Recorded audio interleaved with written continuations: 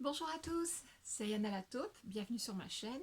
Aujourd'hui une petite vidéo un peu plus intimiste que d'habitude, enfin que d'habitude que les vidéos de l'abécédaire des lectures. Aujourd'hui une vidéo à thème. On est en octobre, c'est la saison de la campagne de prévention du cancer du sein. Et j'ai déjà essayé de tourner cette vidéo plusieurs fois dans mon atelier et j'arrivais pas à faire quelque chose de convenable. Donc là, j'espère que cette fois-ci, ce sera la bonne. J'ai changé de cadre, je me dis que ça aidera peut-être. Bref, voilà, je voulais vous présenter des lectures en lien avec le cancer du sein et aussi le cancer de l'utérus, parce que il faudrait pas l'oublier, ce petit con-là. Et voilà, donc aujourd'hui c'est une vidéo spéciale Octobre Rose. Spécial, va voir ton gynéco, va faire vérifier tes boobs, va faire ton frottis, on sait jamais. Alors je vais commencer par vous parler d'une autrice illustratrice qui a eu un cancer du sein et qui tenait un blog, et à partir de son blog elle s'est mise à écrire des livres, et elle en a fait 3 pour raconter son parcours, son combat, son expérience, quoi, et aussi pour faire de la prévention, pour autant pour faire de la prévention que pour donner des infos sur ce qui se fait niveau traitement, niveau prise en charge, etc., pour tout ce qui est attrait au cancer du sein. Donc voilà, je voulais vous parler de Lily Sonn, qui a écrit donc La guerre des tétons, qui est plutôt un roman graphique plus qu'une BD, et qui se présente un petit peu de cette façon. Là c'est la page de garde. Bon, il y a des choses là parce que c'est un livre de la médiathèque, hein. Et je vous montre les premières pages.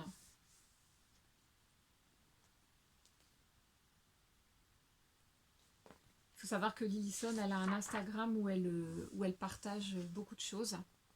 Voilà, justement, elle dit, je vous le dis à 3, donc 1, 2, 3, et voilà.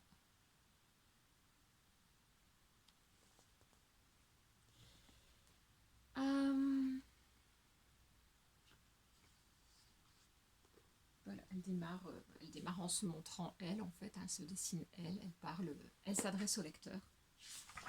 Et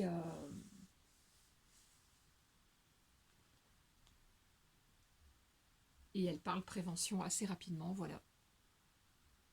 Ma maman m'a toujours dit, ma fille, quand on a des seins, on les surveille. Et donc elle dit merci maman.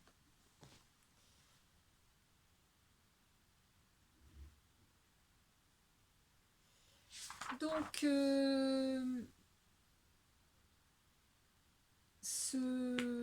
cette trilogie, donc je vais vous montrer les couvertures des autres, je ne les ai pas empruntées, je voulais vous montrer celui-là pour dire de vous montrer quelques pages un petit peu, mais je n'ai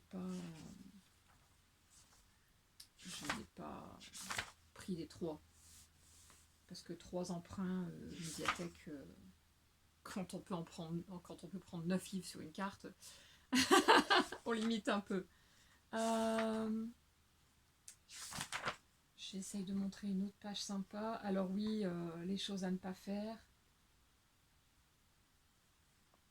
Hein, le forum Doctissimo, il n'y a rien de tel pour se faire peur.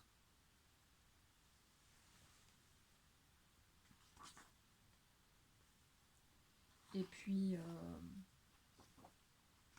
diverses choses.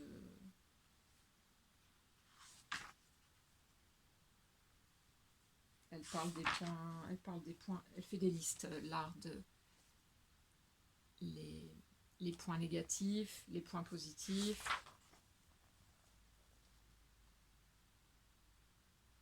Voilà.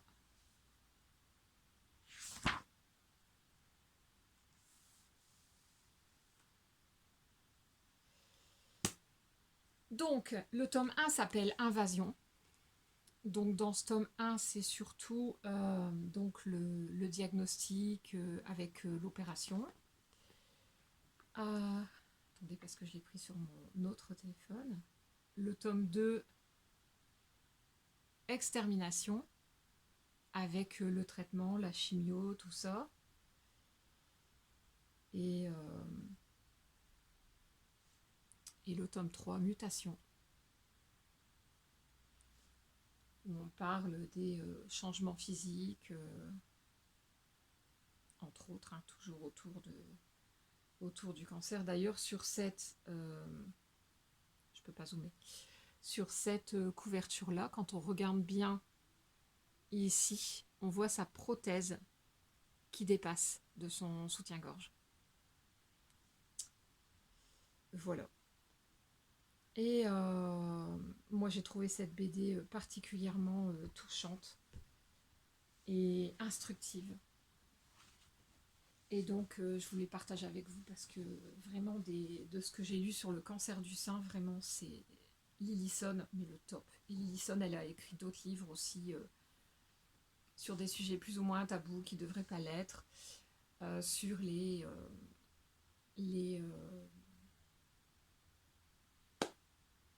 on va dire sur les secrets de la femme, grosso modo, avec des choses qu'on sait, des choses qu'on ne sait pas. Il y a pas mal de choses qu'on ne sait pas.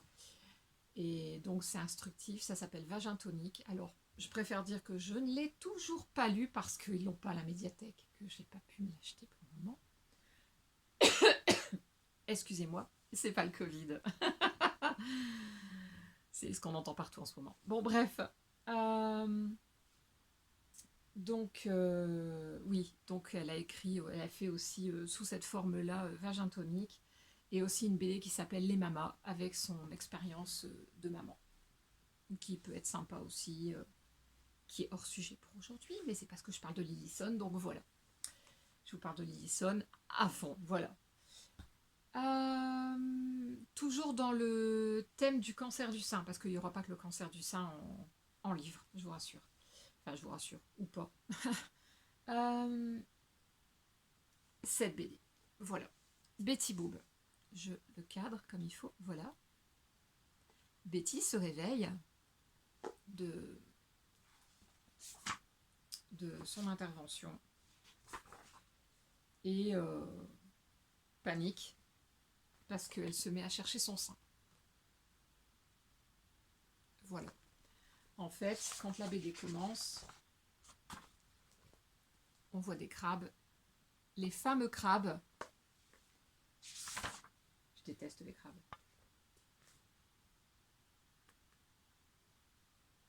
Voilà. Et donc après on passe sur là l'image du sein avec les crabes et la page post-opératoire. Après ça, la vie de Betty change parce que déjà elle, il faut qu'elle s'accepte. Et puis comme elle cherche partout son sein à l'hôpital, elle demande à le récupérer.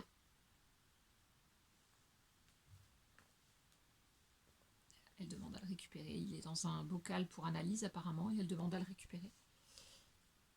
Et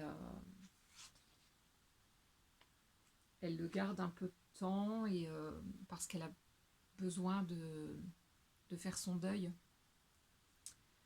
de faire le deuil de son sein. Et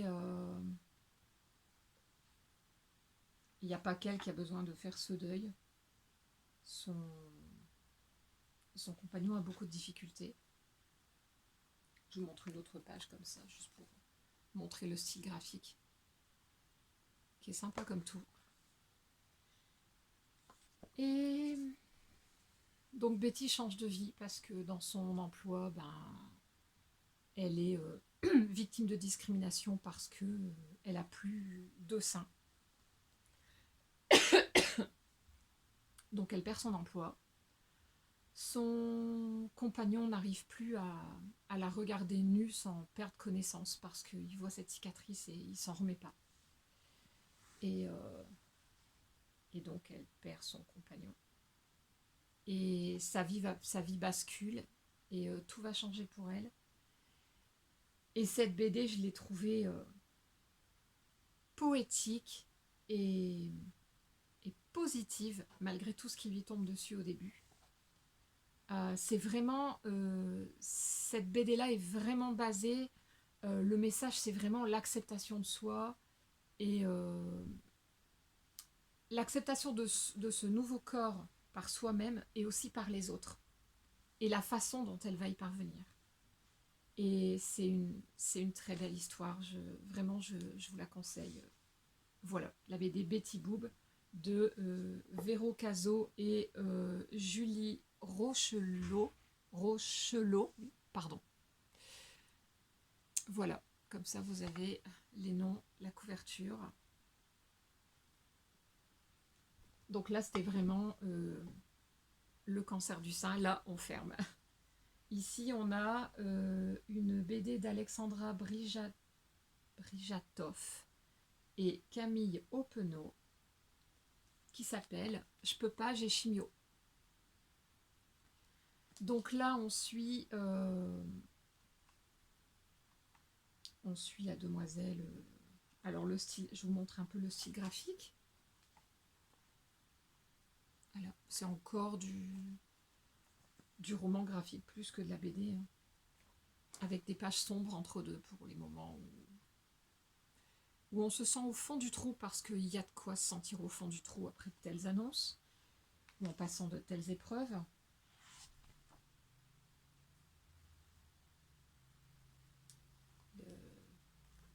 La famille, les amis autour, les questionnements. Et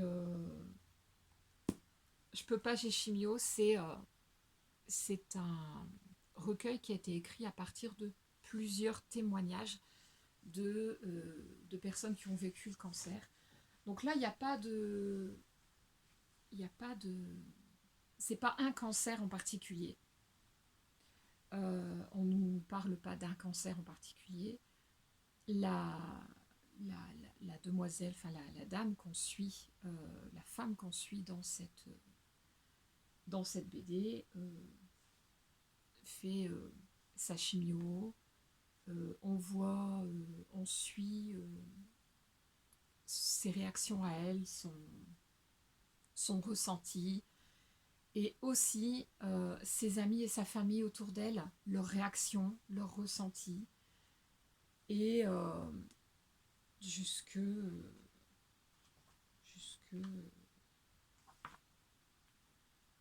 bout du... Je regarde la couverture de fin, parce que l'intérieur de la couverture est... Regardez. Pour représenter les cellules cancéreuses. Et en fait, on a le même à la fin, quoi. Il y est 2 fois. Mais là, c'est positif, c'est instructif. On y trouve petit clin d'œil à la pop culture.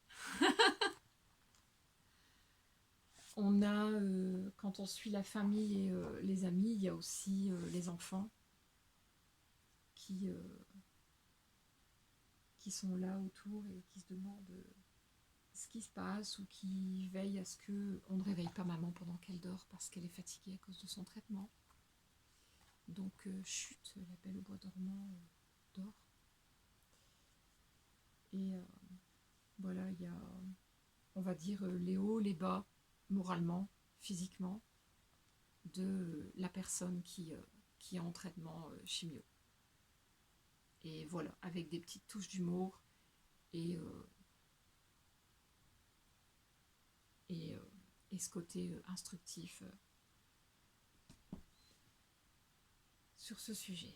Pardon. Je suis particulièrement touchée par ce sujet-là, et je pense que c'est pour ça que j'ai autant de mal aussi à faire cette vidéo.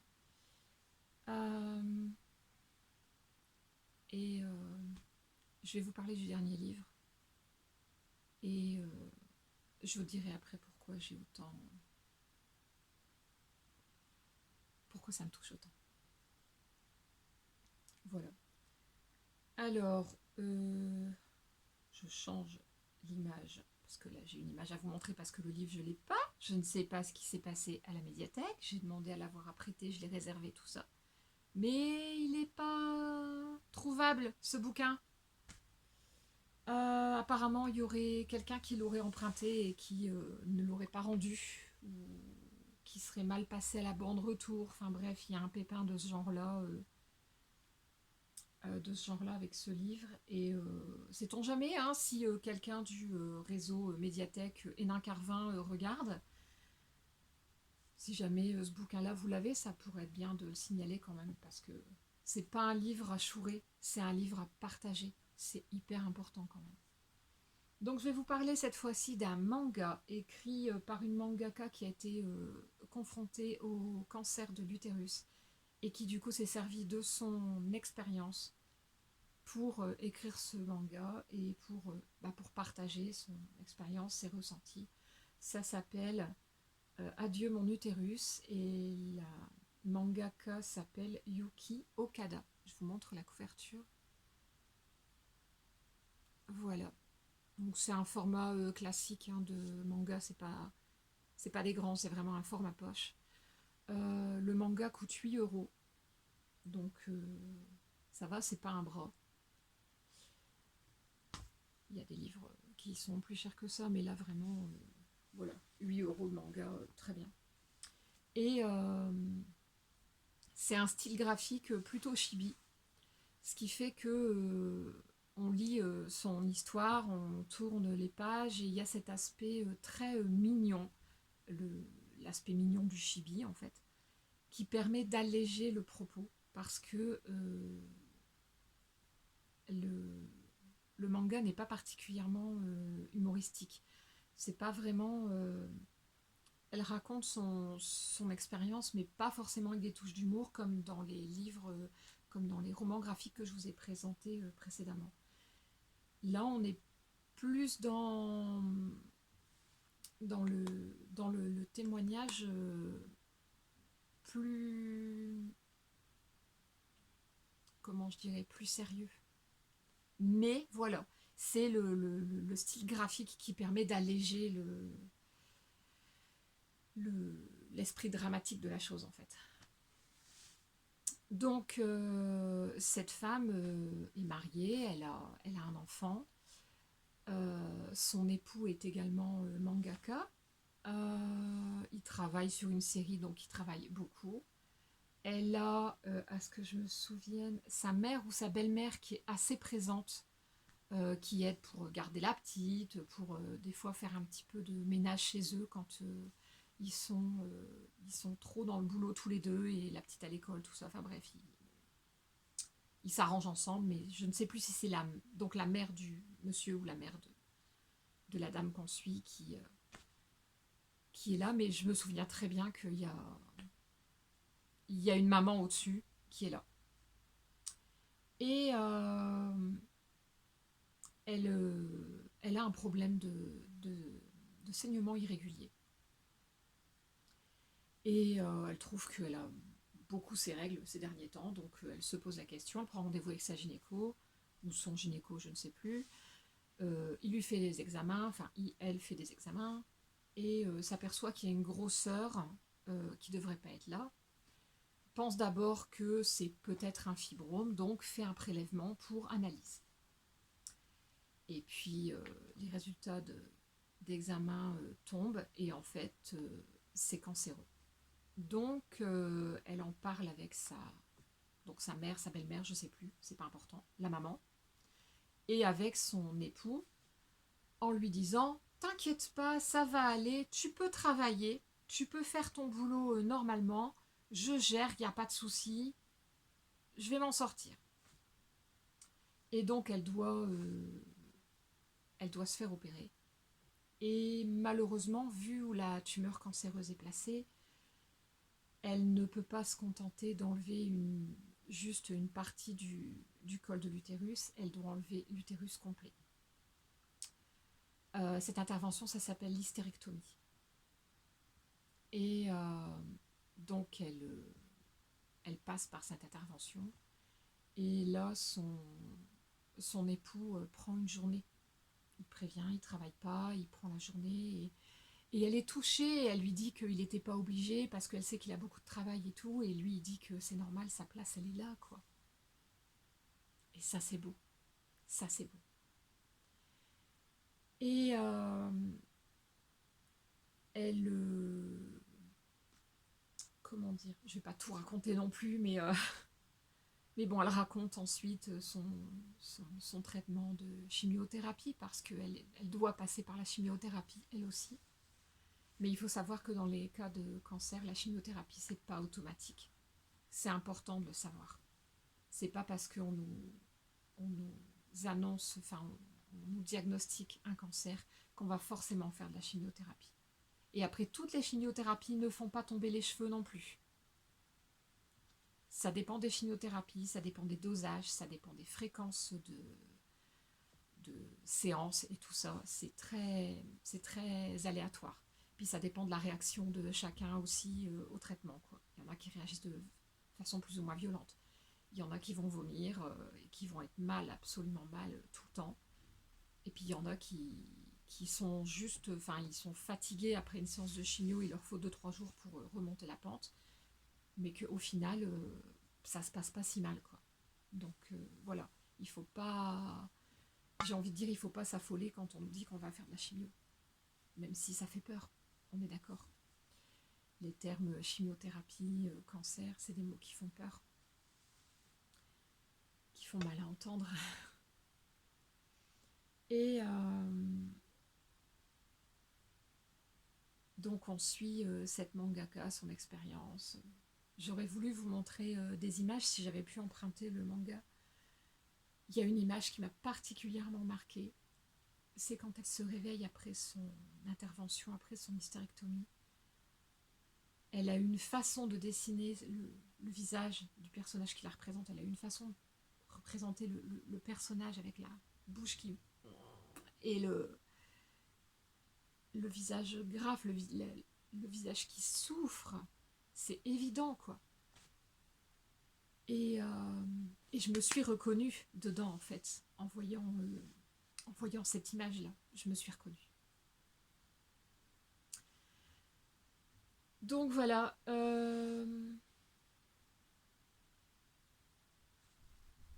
Donc je vais vous dire pourquoi ça me touche autant. Si jamais il y a des gens que ça gêne de parler de